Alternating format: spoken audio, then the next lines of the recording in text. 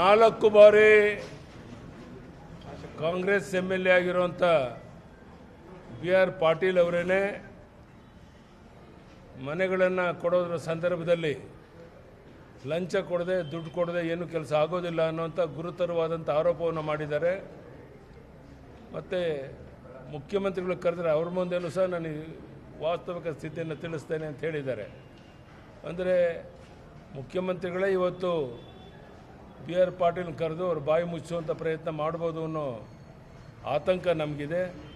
ಅದಕ್ಕಿಂತ ಮುಖ್ಯವಾಗಿ ಮೋಹನ್ ದಾಸ್ ಪೈ ಅಂತ ಹಿರಿಯರ ಬಗ್ಗೆ ಬೇರೆ ಬೇರೆ ಸುಳ್ಳು ಕಾರಣಗಳನ್ನು ಹೇಳಿ ಅವ್ರ ಮೇಲೆ FIR ಹಾಕುವಂಥ ಧೈರ್ಯ ಇವರು ಮಾಡ್ತಾ ಇದ್ದಾರೆ ಅಂತ ಹೇಳಿದ್ರೆ, ಅಂದರೆ ಈ ರಾಜ್ಯದ ಯಾವುದೇ ಹಿರಿಯ ಮುಖಂಡರುಗಳು ರಾಜಕೀಯದಿಂದ ದೂರ ಇರುವಂಥವರು ಸಹ ಈ ಸರ್ಕಾರದ ವಿರುದ್ಧ ಮಾತನಾಡೋಕ್ಕಾಗಲ್ಲ ಅನ್ನುವಂಥ ಒಂದು ಭಯ ಹುಟ್ಟಿಸೋವಂಥ ಒಂದು ರೀತಿ ತುರ್ತು ಪರಿಸ್ಥಿತಿ ಸಂದರ್ಭದಲ್ಲಿ ಯಾವ ರೀತಿ ವಾತಾವರಣ ಇತ್ತು ಆ ಸ್ಥಿತಿಯನ್ನು ತರುವಂಥ ಪ್ರಯತ್ನ ಈ ಸರ್ಕಾರ ಮಾಡ್ತಾ ಇದೆ, ಈ ಮುಖ್ಯಮಂತ್ರಿಗಳು ಮಾಡ್ತಾ ಇದ್ದಾರೆ.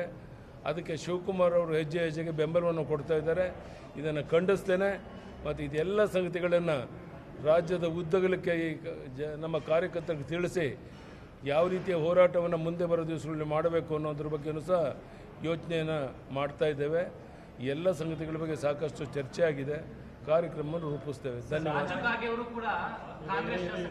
ರಾಜ್ಯ ಪ್ರವಾಸ ಮಾಡ್ತೀನಿ ಅಂತ ಹೇಳಿದ್ರೆ ಅದ್ರ ಬಗ್ಗೆ ಅಲ್ಲ, ರಾಜ್ಯ ಪ್ರವಾಸ ಈಗಾಗಲೇ ನಾನು ಪ್ರತಿನಿತ್ಯ BJP ಕಚೇರಿಗೆ ಬರ್ತೀನಿ ಅಂತ ಹೇಳಿದ್ದೇನೆ. ವಾರಕ್ಕೊಂದು ದಿವಸ ಒಂದೊಂದು ಜಿಲ್ಲೆಗೆ ಹೋಗ್ತೇನೆ. ಇನ್ನೊಂದು 3-4 ದಿವಸದಲ್ಲಿ ಬೇರೆ ಯಾವುದಾದ್ರು ಯಾವ ಜಿಲ್ಲೆಗೆ ಹೋಗಬೇಕು ಅಂತ ನಮ್ಮ ಮುಖಂಡರಿಗೆ ಹೇಳ್ತಾರೋ ಅಲ್ಲಿಂದ ನಾನು ಪ್ರವಾಸ ಮಾಡ್ತೇನೆ. ಪ್ರತಿ ವಾರ ಒಂದು ಜಿಲ್ಲೆಗೆ ಹೋಗಿ ಎಲ್ಲ ಸರ್ಕಾರದ ವೈಫಲ್ಯತೆಗಳ ಬಗ್ಗೆ, ಭ್ರಷ್ಟಾಚಾರದ ಹಗರಣಗಳ ಬಗ್ಗೆ ಇನ್ನೇನು ಮಾಹಿತಿಗಳಿದೆ ಎಲ್ಲ ಸಂಗತಿಗಳನ್ನು ನಾನು ಸಾರ್ವಜನಿಕ ಸಭೆ ಮಾಡಲ್ಲ, ಪ್ರಾರಂಭದಲ್ಲಿ ಕಾರ್ಯಕರ್ತರ ಸಭೆ ಮಾಡಿ ಕಾರ್ಯಕರ್ತರಿಗೆ ಮನವರಿಕೆಯನ್ನು ಮಾಡಿ ಅವರು ಹೋರಾಟದಲ್ಲಿ ಪಾಲ್ಗೊಳ್ಳೋದಕ್ಕೆ ಅವ್ರನ್ನ ಒಂದು ಜಾಗೃತಗೊಳಿಸುವಂಥ ಪ್ರಯತ್ನವನ್ನು ಮಾಡೋನಿದ್ದೇನೆ. ಕಾಂಗ್ರೆಸ್ ಶಾಸಕ ರಾಜು ಕಾಗೆ ಕೂಡ ಇವತ್ತು ಈ ಸರ್ಕಾರದಲ್ಲಿ ಹಣ ಕೊಡದೆ ಯಾವುದೂ ಕೂಡ ಸೈನ್ ಆಗ್ತಿಲ್ಲ. ರಾಜು ಕಾಗೆ ಅಂತಲ್ಲ, ಅಂಥವ್ರು 10 ಜನ ಇದ್ದಾರೆ. ಒಬ್ಬೊಬ್ಬರೇ ಬಾಯಿ ಬಿಡ್ತಾರೆ, ನೀವೇ ಕಾದು ನೋಡಿ. ಧನ್ಯವಾದ. 4 ಬಾರಿ ಕಾಂಗ್ರೆಸ್ MLA ಆಗಿರುವಂಥ BR ಪಾಟೀಲ್ ಅವರೇನೆ ಮನೆಗಳನ್ನು ಕೊಡೋದ್ರ ಸಂದರ್ಭದಲ್ಲಿ ಲಂಚ ಕೊಡದೆ ದುಡ್ಡು ಕೊಡದೆ ಏನು ಕೆಲಸ ಆಗೋದಿಲ್ಲ ಅನ್ನೋಂಥ ಗುರುತರವಾದಂಥ ಆರೋಪವನ್ನು ಮಾಡಿದ್ದಾರೆ. ಮತ್ತು ಮುಖ್ಯಮಂತ್ರಿಗಳು ಕರೆದರೆ ಅವ್ರ ಮುಂದೆನೂ ಸಹ ನಾನು ವಾಸ್ತವಿಕ ಸ್ಥಿತಿಯನ್ನು ತಿಳಿಸ್ತೇನೆ ಅಂತ ಹೇಳಿದ್ದಾರೆ. ಅಂದರೆ ಮುಖ್ಯಮಂತ್ರಿಗಳೇ ಇವತ್ತು BR ಪಾಟೀಲ್ ಕರೆದು ಅವ್ರ ಬಾಯಿ ಮುಚ್ಚುವಂಥ ಪ್ರಯತ್ನ ಮಾಡ್ಬೋದು ಅನ್ನೋ ಆತಂಕ ನಮಗಿದೆ.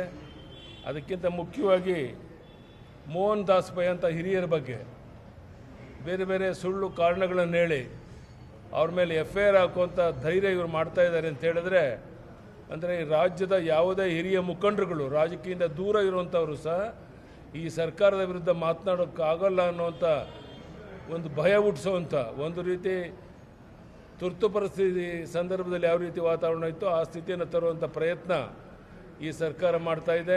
ಕನ್ನಡಿಗರ ಮೆಚ್ಚಿನ ನಿಮ್ಮ ನ್ಯೂಸ್ 18 ಕನ್ನಡ ಈಗ ವಾಟ್ಸ್ಆಪ್ನಲ್ಲಿಯೂ ಲಭ್ಯ. ಕರ್ನಾಟಕ ಮತ್ತು ದೇಶ ವಿದೇಶದ 360 ಡಿಗ್ರಿ ಸುದ್ದಿ ವಿವರವನ್ನ ನೀವು ನಿಮ್ಮ ಕೈ ಬೆರಳುಗಳಲ್ಲಿಯೇ ಪಡೆಯೋದಿಕ್ಕೆ ಈ QR ಕೋಡ್ ಅನ್ನು ಸ್ಕ್ಯಾನ್ ಮಾಡಿ. ನಮ್ಮ ಚಾನೆಲ್ ಅನ್ನು ಫಾಲೋ ಮಾಡಿ, ನೋಟಿಫಿಕೇಶನ್ ಆನ್ ಮಾಡಿ.